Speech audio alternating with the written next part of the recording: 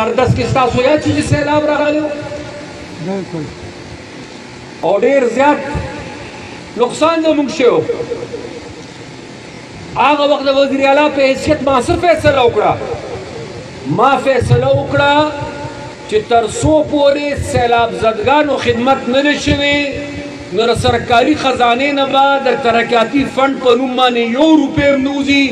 ما ټول ترقیاتي فنډونه بند کړل ما په پابندي ولګوله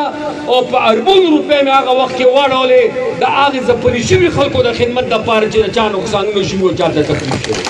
هغه یو ستاسو حکومت و چې دومره پیسې وې چې زه چېرته هم تللي وم نو ما به هغه وخت کې پښتنو ته وې چې فکر مه کوئ پیسه ډېره ده غواړئ جیبونه ډک دي د ولس خدمت به پې کېږي نن د حکومت خزانه خالي پرته ده